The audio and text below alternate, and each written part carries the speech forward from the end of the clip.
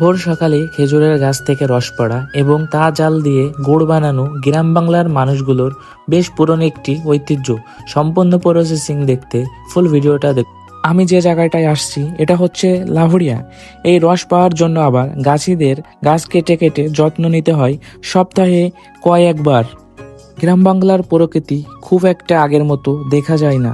আমার সামনে আমি দেখতেছিলাম অনেক বছর পর খুব ঐতিহ্য, খুব সুন্দরভাবে পরিবেশটা দেখতেছিলাম। তো চলেন গাছের সঙ্গে কথা বলি। বুঝেছো ভাই, আপনাদের কত বছর ধরে গাছ কাটতেছেন? ভাই আমার বয়সের 10 বছর থেকে আমি গাছ কাটি। ভাই 10 বছর গাছ কাটে তো পরিমাণ রস পান? আমার ধরেন গাছ তো মেলা কাটে, আমরা 4 জনে আসছি। 4 জনে মনে করেন যে 150 গাছ কাটি।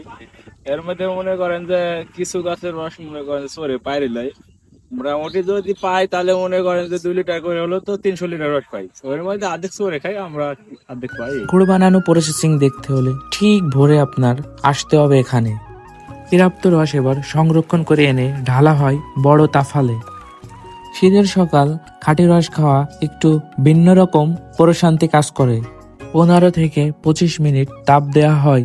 যত সময় যায় এর উপর থেকে ময়লাগুলো ভেসে আসতে থাকে, রস কমতে থাকে আর ঘন হতে থাকে। অনবরত নাড়তে হয়। একেবারে শেষ পর্যায়ে এসে গরম রস তরল গুড় একটু পরে ঠান্ডা হয়ে শক্ত গুড়ে আকার ধারণ করবে।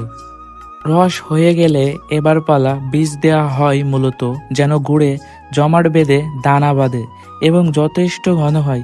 এই বীজ দেওয়ার দক্ষতার বিষয়। রসটাকে ঠিক এভাবে 10 মিনিট নাড়তে হয়। তো আমি একটু চেষ্টা করলাম, আসলে দক্ষতা না হলে হয় না।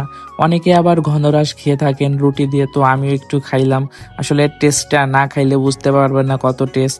তাফালের সামনে থেকে একটু পাটালিও খেয়ে দেখলাম। তো কিভাবে আপনারা পাটালি নিতে পারবেন, তো ভাইয়ের মুখ থেকে কথা শুনুন। তো ভাই আপনাদের এখানে কি কি পাটালি পাওয়া যায়?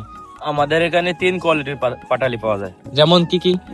একটা ধরেন পাটালি, একটা হলো মধুরস, আর একটা হলো আপনার দানা গুড়, মানে খামসা গুড় যাক বলে, ক্রিম। জি জি জি। ওটা কোনটা কত করে বিক্রি করতেছেন?